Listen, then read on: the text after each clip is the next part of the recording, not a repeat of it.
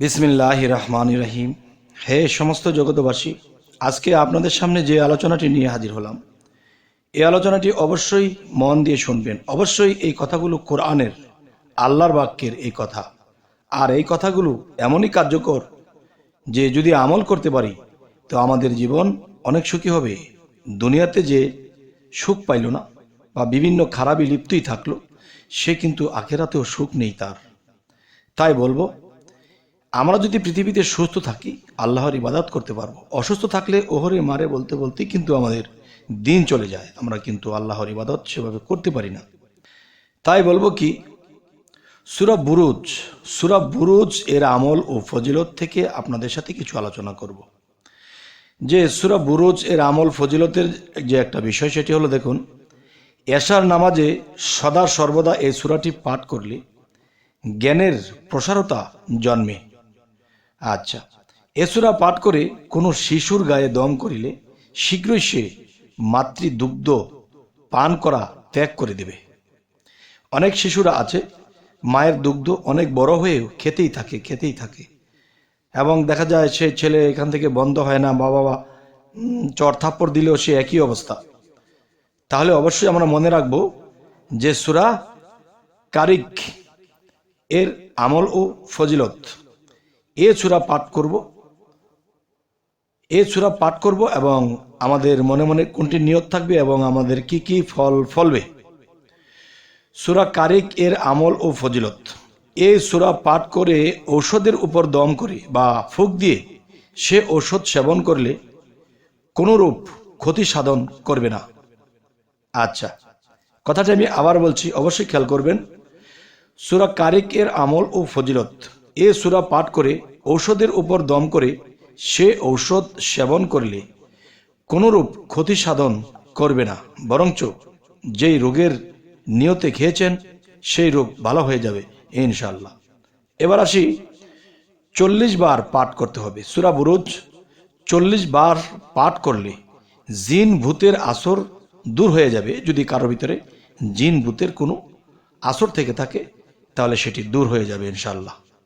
অবশ্যই মনে রাখতে হবে আমাদের এই কথাগুলো। আচ্ছা, এবার আসবো সূরা আলা এর আমল ও ফজিলত। সূরা আলা এর আমল ও ফজিলতের মধ্যে যে জিনিসগুলো বোঝানো হয়েছে অবশ্যই খেয়াল করে শুনবেন। এ সূরা সর্বদা পাঠ করতে থাকলে অর্শরোগ নিরাময় হবে এবং এ সূরা পরে কানে ফুঁক দিলে আল্লাহর রহমতে, যে কানের মধ্যে বোবো শব্দ করে, যাদের কানের মধ্যে বোবো শব্দ করে, এই বোবো শব্দ করার অশান্তি দূর হয়ে যাবে।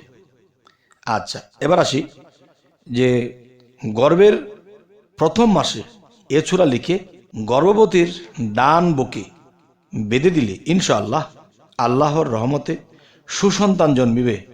আল্লাহর রহমত, অবশ্যই আল্লাহর এই সূরাটি আমরা অবশ্যই এভাবে করব। যেমন আমি আরেকবার বলি যাতে আপনাদের মনে থাকে। সূরা আলা এর আমল ও ফজিলত থেকে বলছি, এ সূরা সর্বদা পাঠ করে থাকলে অর্শরোগ নিরাময় হবে। এ সূরা পরে কানে ফুঁক দিলে আল্লাহর রহমতে কান ভুবো করার অশান্তিটা দূর হয়ে যাবে।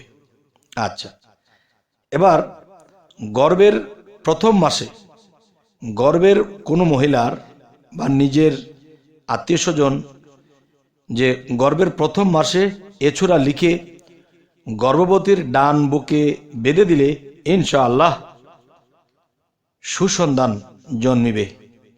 আচ্ছা, সুসন্তান জন্মিবে কেন এই সূরাটি বাঁধলে? দেখুন, একটা গর্ভবতী নারী যখন চলাফেরা করে, কাজকাম করে, এদিক সেদিক যাওয়া আসা করে, তখন গর্ভবতীর প্রতি কিন্তু খারাপ আত্মা, খারাপ জিন এবং খারাপ যে পিশাচ আত্মা, পেত আত্মা, এগুলো তাদের দিকে দৃষ্টি আকর্ষণ করে। তাদের দিকে যখন দৃষ্টি আকর্ষণ করে, সেই গর্ভবতী কিন্তু নিজে জানে না, বোঝে না যে তার উপর দৃষ্টি আকর্ষণ হচ্ছে। তখন কি হয়, তার সন্তানের উপরে সে প্রভাব পড়ে। আর সেই প্রভাব থেকে বাঁচতে হলে আমাদের সূরা আলা এর আমল ও ফজিলতকে যদি ধরে রাখতে পারি ইনশাআল্লাহ আমাদের এই সমস্যাগুলো সমাধান হবে। এর পাশাপাশি এই সূরাটির মধ্যে আরেকটি কথা বলা হয়েছে, মানুষে কিন্তু অনেক অর্শরোগে ভোগে। এই অর্শরোগে এমনই ভোগে এবং রক্ত যখন ছোটে তখন এর ব্যথার যন্ত্রণায় কাজ কাম ব্যবসা বাণিজ্য কিছুই করতে পারে না, অশান্তির মধ্যে ভুগতে থাকে। তাই বলবো, সূরা আলা এর ফজিলতে এমনইভাবে বলা হয়েছে যে এই সূরা সর্বদা পাঠ করলে এবং সর্বদা পাঠ করতে থাকলে অর্শরোগ বা গ্যাজ রোগ এটি ভালো হয়ে যাবে ইনশাল্লাহ। আচ্ছা, এবার আসি সূরা গাশিয়া। সূরা গাশিয়া এর আমল ও ফজিলতে কি বলা হয়েছে। এ সূরা পাঠ করে কোনো খাদ্যদ্রব্যের উপর দম করলে খাদ্যের অনিষ্ট হতে রক্ষা পাবে। দেখা যায় আপনি খাবার কিনে এনেছেন বা কোথাও থেকে এনেছেন, এখন দেখা যায় কোনো শত্রুর যদি কোনো শত্রুতামের ভাব থাকে তাহলে সেই খাবারের মধ্যে সে কিছু একটা করে দিতে পারে। তখন কি হবে, এই সূরা গাশিয়া এই সূরা পাঠ করে কোনো খাদ্য দ্রব্যের উপর দম করলে খাদ্যের অনিষ্ট হতে রক্ষা পাবে। বেদনা স্থলে ফুঁক দিলে বেদনা উপশম হবে।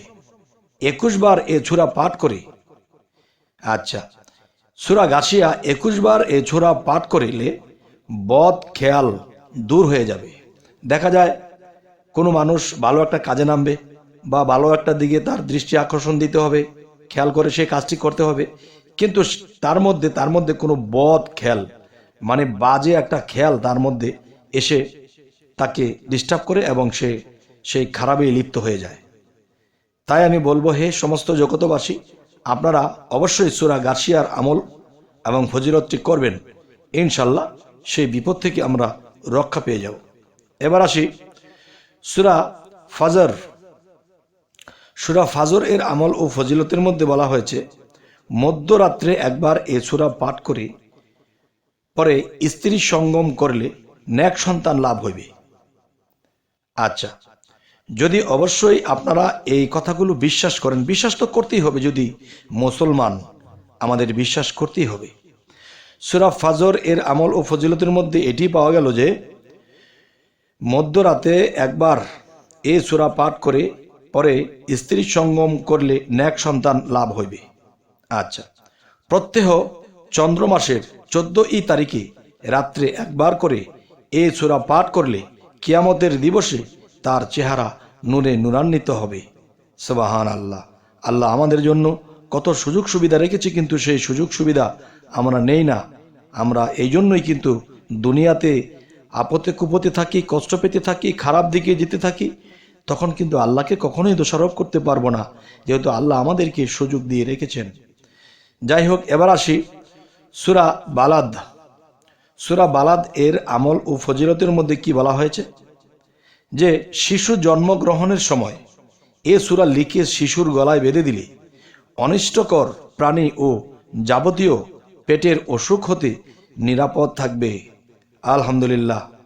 আচ্ছা, কথাটি আমি অবশ্যই আবারও বলছি, আপনারা খেয়াল করে শুনবেন। সূরা বালাদ এর আমল ও ফজিলত, শিশু জন্ম গ্রহণের সময় এ সূরা লিখে শিশুর গলায় বেঁধে দিলে অনিষ্টকর প্রাণী ও যাবতীয় পেটের অসুখ হতে নিরাপদ থাকবে। আচ্ছা, এবার আসি, এই সূরা বালাদ 41 বার পাঠ করলে যাবতীয় পেরেশানি দূর হয়ে যাবে। তবে হে সমস্ত জগতবাসী, আজকে আপনাদের সামনে যে আলোচনাটি করলাম আমার করতে খুব ভালো লাগলো। যদি মানুষ এখান থেকে এই আলোচনাগুলো নিয়ে তারা ভালো হয়, তারা সুস্থ থাকে, তাহলেই তো আমার এই কথাগুলো বলার সার্থকতা। তো অবশ্যই আমাদের এই চ্যানেল যারা দেখছেন, যদি ভালো লাগে আমাদের চ্যানেলটি, অবশ্যই এরকম আলোচনা পেতে আমাদের চ্যানেলটিকে সাবস্ক্রাইব করে রাখুন। পরবর্তীতে আবার সাক্ষাৎ হবে। তো সকলেই ভালো থাকবেন। আল্লাহ হাফিজ।